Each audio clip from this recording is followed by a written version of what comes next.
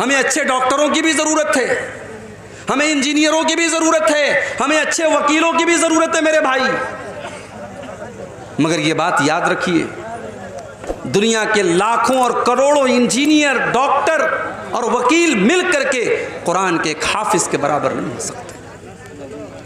ये मदरसे में पढ़ने वाले बच्चे जो कुरान के हाफिज होते हैं, जो कुरान पढ़ते हैं, जो दिन रात बैठ करके कुरान और हदीस पढ़ते हैं, यूनिवर्सिटी में और कॉलेज में पढ़ने वाला अप टू डेट लड़का, चाहे वो कितना टैलेंटेड हो जाए और कितना ही काबिल ना हो जाए और लाखों करोड़ों कमाने वाला ना हो जाए, उस कुरान के हाफिज के बराबर नहीं हो सकता है।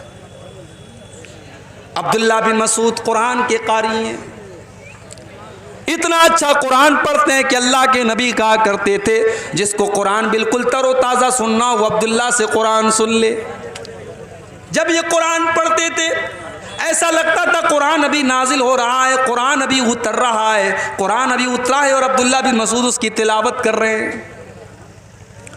ओ मेरे नौजवान साथियों, अपने कानों में ईयरबड्स और ईयरफोन लगा करके गाने सुनने वाले मेरे नौजवान साथियों, बाइक के ऊपर गाना सुन के जा रहे हो, कार में बैठ करके तुम गाने सुन रहे हो, तकरीर हो रही है कहीं साइड में बैठ करके तुम गाने सुन रहे हो, कभी फेसबुक की रील्स पर तुम गाने देख रहे हो, कभी इंस्टाग्राम पर तुम म्यूजिक सुन रहे हो, कभी तुम व्हाट्सएप और फेसबुक के ऊपर गाने सुन रहे हो। ओ मेरे नौजवान साथियों, ये तुम गाने क्यों सुन रहे हो, ये तुम म्यूजिक क्यों सुन रहे हो? अगर तुम ये कहते हो ये गाने सुन करके हमारे दिलों को सुकून मिलता है, तो मेरे भाई तुम अपने दिल के बारे में ये समझ जाओ, तुम्हारा दिल मुर्दा हो चुका है। जिस दिल को गाना सुन करके सुकून मिलता हो, जिस दिल को म्यूजिक के जरिए सुकून मिलता हो, उस दिल की जनाजे की नमाज पढ़ लो, वो दिल मर चुका है, वो दिल मुर्दा हो चुका है। इसलिए कि कुरान क्या कहता है, अला बिज़िक्रिल्लाहि तत्मइन्नुल कुलूब। ओ लोगों, जो दिल होता है वो दिल अल्लाह के जिक्र से सुकून पाता है, दिलों को अल्लाह के जिक्र से सुकून मिलता है। अगर आपका दिल जिंदा होता तो कुरान की तिलावत से उसको सुकून मिलता, आपका दिल अगर जिंदा होता तो अल्लाह के जिक्र से उसको सुकून मिलता। अगर म्यूजिक और गाने बजाने से और गंदी तस्वीरों से आपके दिल को सुकून मिल रहा है, इसका मतलब कि आपका दिल मुर्दा हो चुका है। अब्दुल्ला बिन मसूद रजी अल्लाह ताला अन्हु, अल्लाह के प्यारे नबी कहते हैं, अब्दुल्ला तुम कुरान पढ़ के सुनाओ। हजरत अब्दुल्ला कहते हैं, ऐ अल्लाह के नबी, मैं आपको कुरान पढ़ के सुनाऊं? ये कुरान तो आप ही के ऊपर उतरा है, मैं कैसे आपको कुरान पढ़ के सुनाऊं? अल्लाह के प्यारे नबी ने फरमाया, ऐ अब्दुल्ला, सही बात है कि कुरान मेरे ऊपर उतरा है, मगर आज मैं कुरान किसी और की जुबान से सुनना चाहता हूँ। हाय अब्दुल्ला, तुम कुरान की तिलावत करो, मैं सुनना चाहता हूँ। हज़रत अब्दुल्ला कहते हैं, मैं सूरे निसा की तिलावत करने लगा, सूरे निसा में पढ़ने लगा, मैं तिलावत करता चला जा रहा हूँ, अल्लाह के नबी गौर से सुनते चले जा रहे हैं। जब मैं सूरे निसा की तिलावत करते करते जब मैं उसकी इस आयत के ऊपर पहुँचा, फ़कैफ़ इज़ा जिना मिन कुल्लि उम्मतिन बिशहीदिन व जिना बिका अला हाउलाई शहीदा। ऐ नबी, आपका क्या हाल होगा जब हम हर उम्मत में से एक गवाह को लाएंगे, और ऐ नबी, कल क़यामत के दिन हम आपको आपकी उम्मत के ऊपर गवाह बना करके लाएंगे। अल्लाह के नबी जब इस आयत को सुनते हैं, आपको अपनी जिम्मेदारी का एहसास होने लगता है, आपके दिल में ये ख्याल आता है, कल क़यामत के दिन मेरी उम्मत के बारे में मुझसे पूछा जाएगा। अल्लाह के नबी की आंखों से आंसू बहने लगते हैं, अल्लाह के नबी रोने लगते हैं, और आप कहते हैं कि अब्दुल्ला बस करो, आए अब्दुल्ला रुक जाओ। हजरत अब्दुल्ला कहते, जब मैंने नजरें उठा के देखी, फैज़ा आइनाहु तज़रीफ़ान, अल्लाह के नबी की आंखों से आंसू बह रहे थे, अल्लाह के नबी रो रहे थे। आपको अपनी जिम्मेदारी का एहसास था।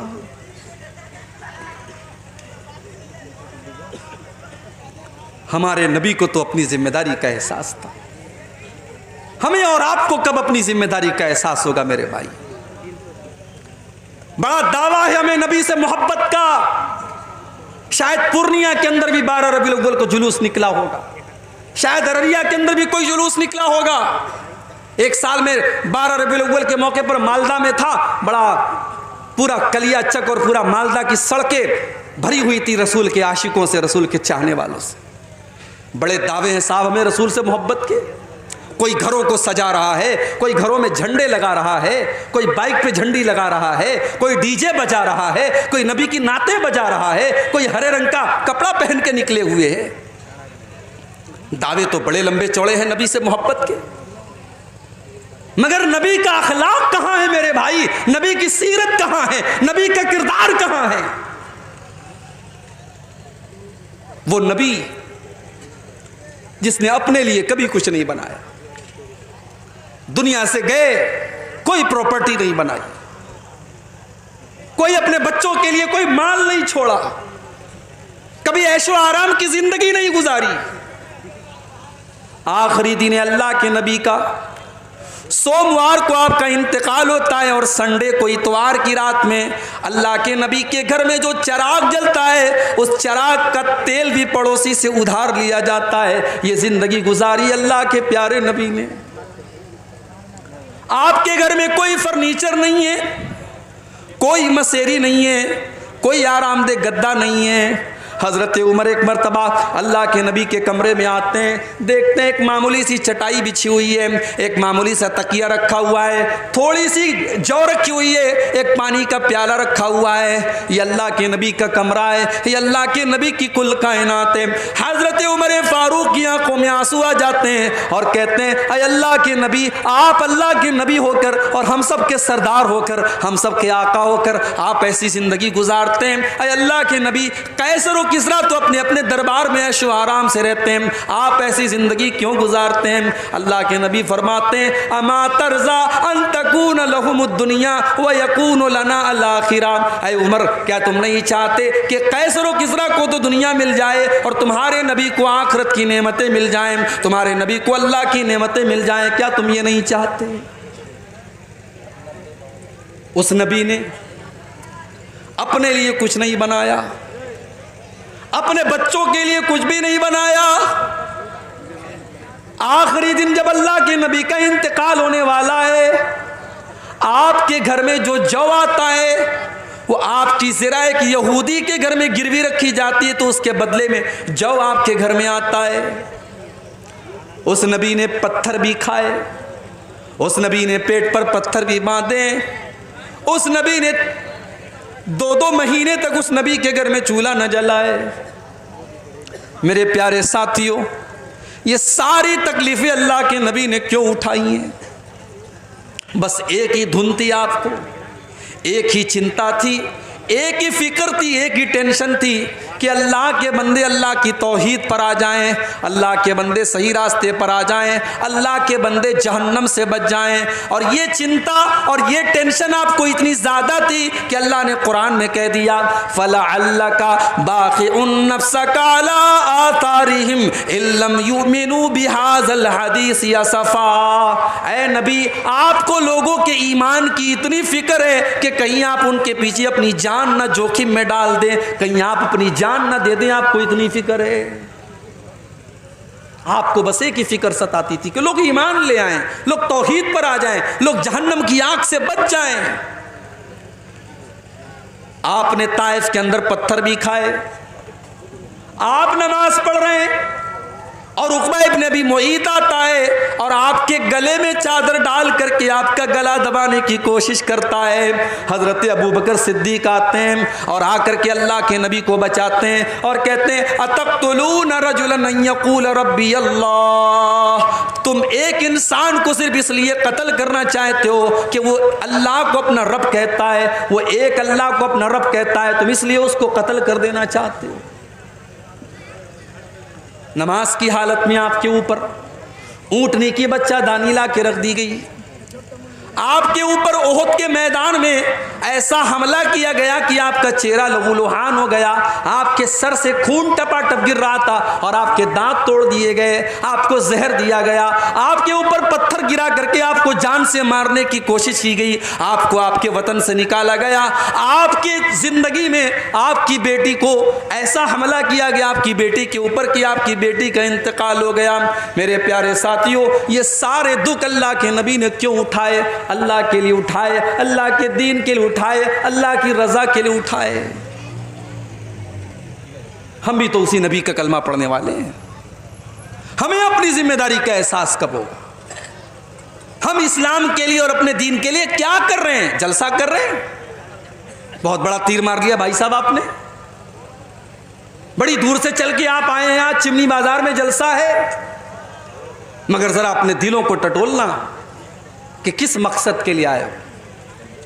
मकसद अगर यह है कि अब्दुल गफ्फार साहब आएंगे, तकरीर सुनेंगे और सुबह आपस में बातें करेंगे, साहब तकरीर कैसी थी, अगर यह मकसद था, या बहुत सारी हमारी औरतें आई हैं कि चले आज देखेंगे मुनीरुद्दीन साहब, उनको देखेंगे आज वो कैसे दिखने में लगते हैं, उनको देखना मकसद था, तो माफ कीजिए फिर आपका मकसद यहां आने का गड़बड़ है।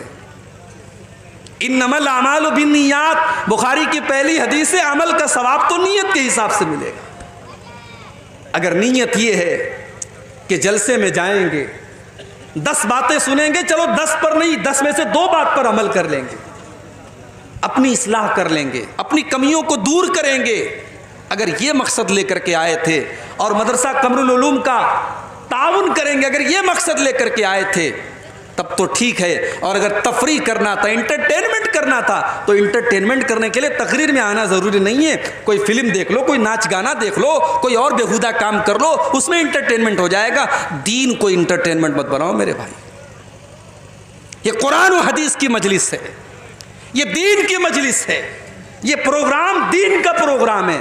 इसको मनोरंजन का साधन मत बनाओ, इसको इंटरटेनमेंट का जरिया मत बनाओ। यहां आए हो तो कुरान और हदीस की बातों को सुनो और अपनी इस्लाह करो। हमारे नबी की आंखों में आंसू आ गए। आज हमें ऐसी तकरीरें अच्छी लगती है जिसमें हमें सामने वाला हंसा दे। एक बात बोलूं, हंसने का नहीं रोने का मकाम है।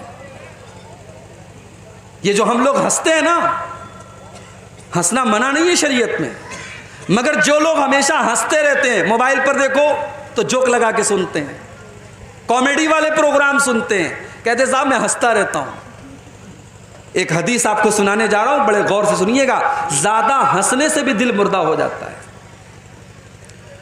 तिरमिजी की रिवायत है, अल्लाह के प्यारे नबी फरमाते हैं, मैं 5 बातें बयान करने जा रहा हूं, इन 5 बातों को कौन सीखेगा? मैं याखुज़ अन्नी हाउलाइल कलिमात, मैं 5 बातें बयान करने जा रहा हूं, इन 5 बातों को कौन सीखेगा?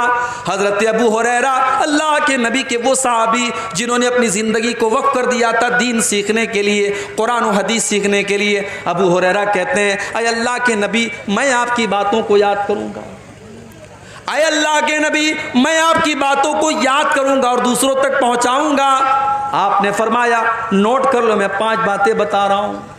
नंबर 1, इत्तकिल महारिम तकुन अगनन नास। इत्तकिल महारिमा, तुम हराम से बचने वाले बन जाओ, तुम हराम से बचने वाले बन जाओ, तुम सबसे बड़े मुत्तकी बन जाओगे। मुत्तकी बनना है तो बहुत तहज्जुद पढ़ने की ज़रूरत नहीं है, मुत्तकी बनना है तो बहुत नफिल रोज़ा रखने की ज़रूरत नहीं है। इत्तकिल महारिमा, हराम चीज़ों से बचो, तकुन अज़हदन्नास, तो तुम सबसे बड़े इबादत, तकुन आबदन्नास, तुम सबसे बड़े इबादत गुजार बन जाओगे। इबादत गुजार अगर बनना है, मुत्तकी बनना है, परहेजगार बनना है, तो हराम चीज़ों से बचने वाले बन जाओ। हराम कारोबार से बचो, हराम कमाई से बचो, हराम जुबान से बचो, हराम चीज़ों से बचो, तुम सबसे बड़े इबादत गुजार बन जाओगे। उसके बाद अल्लाह के नबी कहते हैं दूसरी चीज़, वर्द बिमा कसमल्लाहु लक तकुन अगनन्नास, अल्लाह ने तुम्हारी तकदीर में जो लिख दिया है उसके ऊपर राज़ी हो जाओ, खुश हो जाओ, तुम सबसे बड़े मालदार बन जाओगे। ये हसद क्यों होता है? मेरी तनख्वाह 5,000, तेरी 10,000 क्यों है? मैं 50,000 महीना कमाता हूँ, तू 1 लाख क्यों कमाता है? अरे भाई वो 1 लाख अपने मुकद्दर से कमा रहा है, तुम 50,000 अपने मुकद्दर से कमा रहे हो। 50,000 का तुम भी 1 लाख करो, मेहनत करो, कोशिश करो। तुम्हारी तकदीर में अगर 1 लाख लिखा है, दुनिया की कोई ताकत छीन नहीं सकती है, और तुम्हारी तकदीर में नहीं लिखा है तो तुम सारे तरीके अपना लो, तुम 1 लाख रुपया नहीं कमा सकते।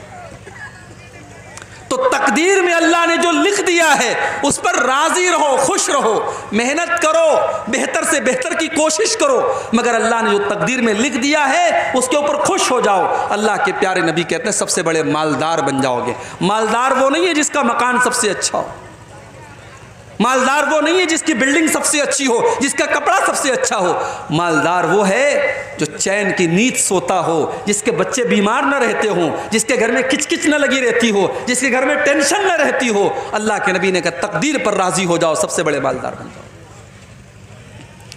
तीसरी चीज, वह अहिब्बा लिन्नासी मा तुहिब्बु लिनफ्सिका तकुन मुस्लिमा तकुन मोमिना, और जो तुम अपने लिए पसंद करते हो वही तमाम लोगों के लिए तुम पसंद करो, तुम मुसलमान बन जाओगे। तुम नहीं चाहते तुम्हारी बेटी को कोई गलत नज़र से देखे, तुम्हारी बहन को कोई गलत नज़र से देखे, तुम्हारी बीवी को कोई छेड़े। तुम भी दूसरों की बेटियों को, दूसरी की बहुओं को, दूसरों की बहनों को गलत नज़र से देखना बंद कर दो। तुम नहीं चाहते कोई तुम्हारी गीबत करे, चुगली करे, बुराई करे, तुम दूसरों की गीबत करना भी बंद कर दो। तुम चाहते हो लोग तुम्हारी अच्छाइयों की तारीफ करें और तुम्हारी बुराइयों के ऊपर पर्दा डाल दें। तुम भी दूसरों की अच्छाइयों की तारीफ करो और दूसरों की बुराइयों पर पर्दा डाल दो। जो तुम अपने लिए पसंद करते हो वही तमाम लोगों के लिए पसंद करो। अल्लाह के नबी कहते हैं अगर तुम ऐसा करोगे तो तुम मोमिन बन जाओगे।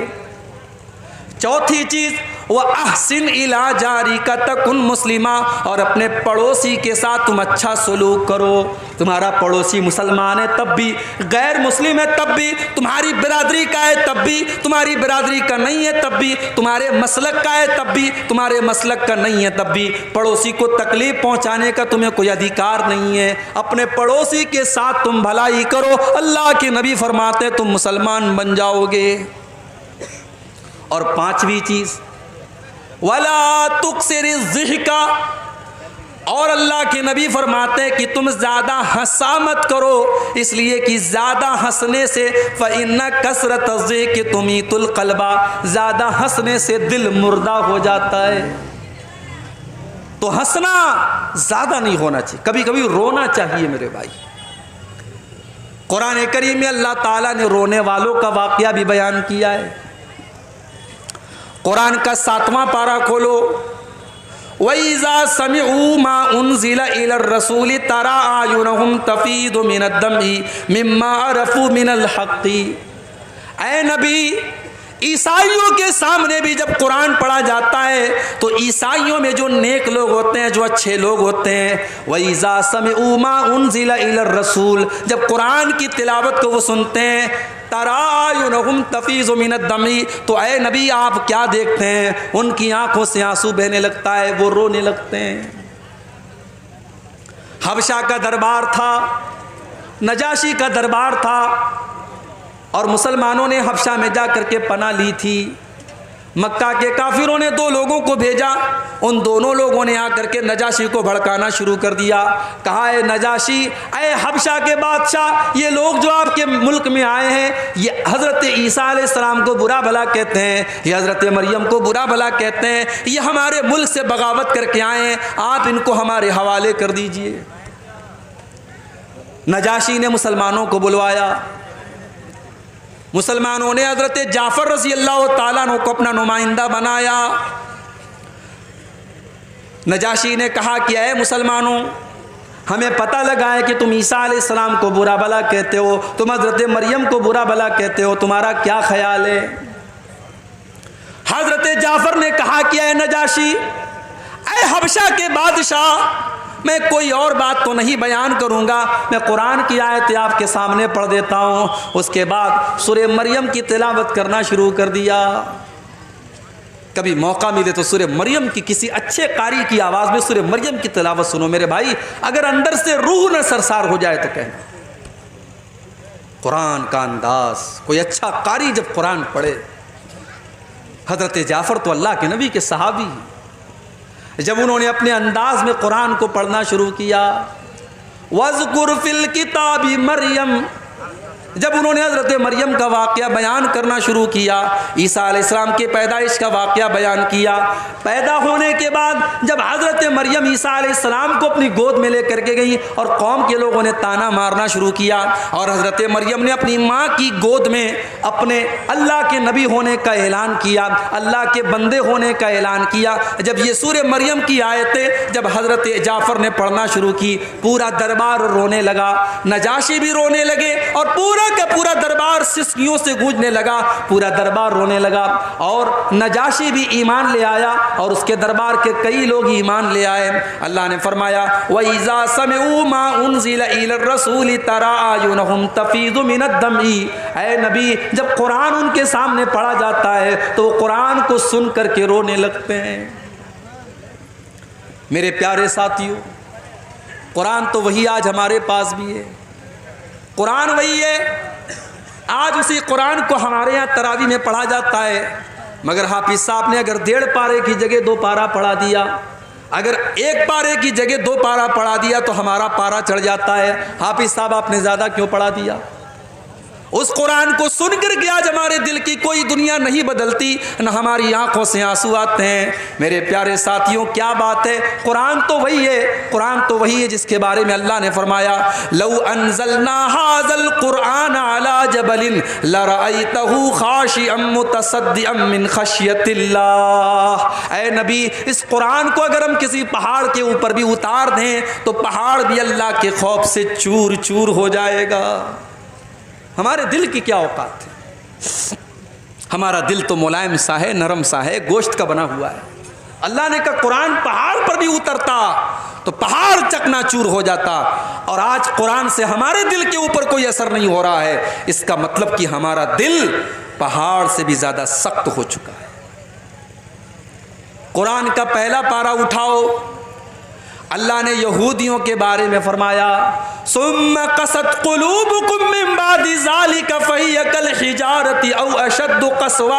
ऐ यहूदियों, तुम इतने गुनाह कर चुके हो, तुम अल्लाह की इतनी नाफरमानी कर चुके हो कि गुनाह करने की वजह से तुम्हारे दिल कठोर हो चुके हैं, तुम्हारे दिल सख्त हो चुके हैं, पत्थर से भी ज़्यादा कठोर हो चुके हैं। इसलिए कि पत्थर भी कुछ ऐसे होते हैं कि पत्थर से रिस रिस करके पानी बहने लगता है, पत्थर अल्लाह के खौफ से झुक जाता है और पत्थर से नदियाँ निकलने लगती हैं। मगर यहूदियों, तुम अल्लाह के इतने बड़े नाफरमान और इतने बड़े गुनहगार हो कि तुम्हारे दिल तो पत्थरों से भी ज्यादा सख्त हो चुके हैं।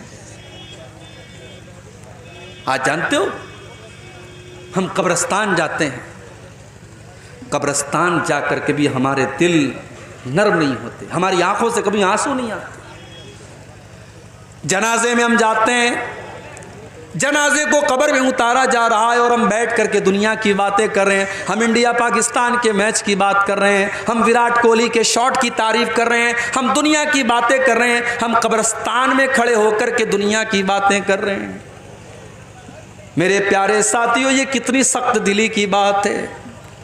कब्रिस्तान तो वो जगह है जो हमारी औकात हमें बताती है, जो हमें हमारी आखिरत बताती है, मगर हम तो इतने सख्त दिल हो चुके हैं कि कब्रिस्तान जा करके भी हमें मौत याद नहीं आती, कब्रिस्तान जा करके भी हमको आखिरत याद नहीं आती। इब्ने माजा की रिवायत है, एक अंसारी सहाबी का जनाजा था, जनाजे को कब्र में उतारा जा रहा था। अल्लाह के प्यारे नबी अपने सहाबा को लेकर के कब्र के एक साइड में बैठे हुए थे और बिल्कुल खामोश थे, और आप उस कब्र के बारे में सोच रहे थे। अचानक आपकी आंखों से आंसू बहने लगे, आप इतना रोए हत्ता बल्लसरा, आपके आंसुओं से वहाँ की ज़मीन भीग गई, ज़मीन तर हो गई। आपने अपने सहाबा से फरमाया लिमिस्लि हाज़ा फ़अइद्दू या इख़वानी, ऐ मेरे सहाबा, इस कब्र में तुमको भी जाना है, ये मंजिल तुमको भी देखनी है, ये जगह तुमको भी देखनी है, तुम इसकी तैयारी करो। ओ पूर्णिया में प्लाट बनाने वालों, वो चौक में मकान खरीदने वालों, वो करोड़ों की प्रॉपर्टी बनाने वालों, कब्र में कोई प्रॉपर्टी काम न देगी, कोई दुकान काम न देगी, तुम्हारे घर का एसी काम न देगा, तुम्हारे घर का पंखा काम न देगा, तुम्हारे घर में लगाया गया इन्वर्टर काम न देगा। उस कब्र में तुमको भी जाना है, वहाँ तुम्हारा बेटा तुम्हारी मदद करने ना आएगा, तुम्हारी बीवी तुम्हें एक गिलास पानी देने ना आएगी। लिमिस्ले हाज़ा फ़अइद्दू या इख़वानी, अल्लाह के नबी अपने सहाबा से कहते हैं, ऐ मेरे सहाबा, इस कब्र में तुमको जाना है, तुम इसकी तैयारी करो। हमको तो कब्रिस्तान जाकर के भी मौत याद नहीं आती, हमारी आंखों में कभी आंसू नहीं बहते कब्रिस्तान जाकर के। उस्मान गनी को देखो, ये अल्लाह के नबी के वो साहबी है जिनको अल्लाह के नबी ने कई मरतबा जन्नती कहा था। उस्मान गनी जब कब्रिस्तान के पास से गुजरते थे और कब्रों को देखते थे, ज़ारो कतार रोने लगते थे, आंखों से आंसू बहने लगते थे। पूछा गया कि उस्मान गनी, जन्नत की बात आती है तो आप नहीं रोते हैं, जहन्नम का तस्करा होता है तो आप नहीं रोते हैं, कब्रिस्तान को देख करके क्यों रोने लगते हैं, कब्रों को देख करके क्यों रोने लगते हैं? उस्मान गनी कहते हैं, ओ लोगो, मैंने अपने प्यारे नबी, अल्लाह के प्यारे नबी को ये फरमाते हुए सुना है, इन्नल कब्रा मंजिल में मनाजिल आखिरा, बेशक कब्र आखिरत की पहली मंजिल है, जिसने इस मंजिल को क्रॉस कर लिया उसके लिए आगे की मंजिलें भी आसान होंगी। मेरे नौजवान साथियों, जैसे तुम फेसबुक के लिए टाइम निकालते हो, जैसे तुम व्हाट्सएप के लिए टाइम निकालते हो, कुछ टाइम निकालो जिंदगी में ऐसा जब हम हो, हमारा अल्लाह हो और हमारी आंखों में आंसू, तन्हाई में बैठकर अपने पापों को हम याद करें, अपने गुनाहों को याद करें और अल्लाह की बारगाह में हम दो चार आंसू बहा दें। अल्लाह की कसम, ये आंसू अल्लाह को बहुत पसंद है। जिस आंख से अल्लाह के खौफ से आंसू बहेगा, उस आंख को अल्लाह ताला जहन्नम की आग में नहीं डालेगा। अल्लाह के प्यारे नबी फरमाते हैं, ला यलिजुन्नार रजुलुन बकत मिन खशियतिल्लाह, जो इंसान अल्लाह के खौफ से रोता है, ऐसे इंसान को अल्लाह ताला जहन्नम की आग में नहीं डालेगा। हत्ता यऊदल लबनु फी ज़रई, यहाँ तक कि जानवर के थन का दूध निकल करके वापस चला जाए, जो कि इम्पॉसिबल है, असंभव है, नामुमकिन है। जानवर के थन से दूध निकल करके थन में वापस नहीं जा सकता। जो अल्लाह के खौफ से रोएगा, जिसकी आंखों से अल्लाह के खौफ से आंसू निकलेगा, वो आंख भी अल्लाह के अजाब में नहीं जाएगी, जहन्नम में नहीं जाएगी। एक और हदीस में अल्लाह के नबी फरमाते हैं, लैसा शैउन अहब्बु इलल्लाहि मिन क़त्रतैन, दो कतरे ऐसे हैं जो अल्लाह को बहुत पसंद हैं। दो कतरे, दो बूंदें ऐसी हैं जो अल्लाह को बहुत पसंद है। क़त्रतु दुमूइन मिन खशियतिल्लाह, एक अल्लाह के खौफ से बहने वाले आंसुओं के कतरे। अल्लाह के खौफ से जिस आंख से आंसू निकल जाए, वो आंसुओं के कतरे अल्लाह को बहुत पसंद है। वह क़त्रतु दमिन तुहराक़ु फ़ी सबीलिल्लाह, और अल्लाह की राह में बहने वाले शहीद के खून की बूंदें अल्लाह को बहुत पसंद हैं। और उसके बाद अल्लाह के नबी फरमाते हैं कि दो निशान अल्लाह को बहुत पसंद हैं। असरुन फी सबीलिल्लाह, एक वो निशान है जो अल्लाह के रास्ते में लड़ते हुए आँख में लग गया, माथे में लग गया, पेट में, पीठ में लग गया, पेट में लग गया, वो निशान अल्लाह को बहुत पसंद है। वह असरुन फी फरीज़तिन मिन फ़राइज़िल्लाह, और अल्लाह के किसी फरीज़े की अदायगी में जो निशान पड़ जाए, नमाज का पढ़ते पढ़ते माथे पर निशान पड़ जाए, हज करते हुए पैर में निशान पड़ जाए, अल्लाह के किसी फरीज़े की अदायगी में कोई निशान अगर बॉडी पर आ जाए, शरीर पर आ जाए, वो निशान अल्लाह को बहुत पसंद है। अल्लाह के खौफ से रोना अल्लाह को बहुत पसंद है। कुरान का 16वां पारा उठाओ, सूरह मरियम की आयतें हैं। अल्लाह ने बहुत सारे नबियों का जिक्र किया। अल्लाह ने ज़करिया अलैहिस्सलाम का जिक्र किया, यहया का जिक्र किया, अल्लाह ने मूसा का जिक्र किया, ईसा का जिक्र किया, अल्लाह ने इब्राहीम का जिक्र किया, अल्लाह ने इदरीस का जिक्र किया, अल्लाह ने इस्माइल का जिक्र किया, अल्लाह ने नूह अलैहिस्सलाम का जिक्र किया।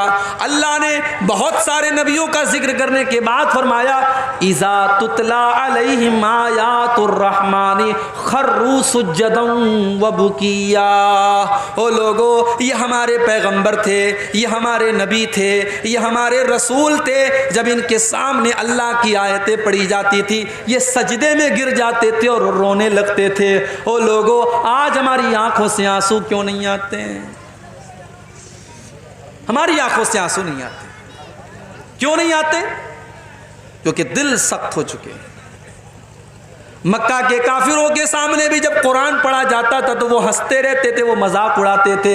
अल्लाह ने फरमाया अफमिन हाज़ल हदीस ताजबून, हो लोगो, इस कुरान को जब पढ़ा जाता है तो तुम्हें बड़ा ताज्जुब होता है। व तज़हकून वला तबकून, तुम हंसते रहते हो, तुम रोते नहीं हो। व अंतुम सामिदून, तुम तो हंसी मजाक करते हो। आज भी कुरान पढ़ा जाता है और हम हंसी मजाक में लगे रहते हैं। कुरान की तिलावत होती है और हम खेलते रहते हैं, हम मजाक करते रहते हैं। आज कुरान पढ़ा जाता है और हमारे दिल के ऊपर कोई असर नहीं होता।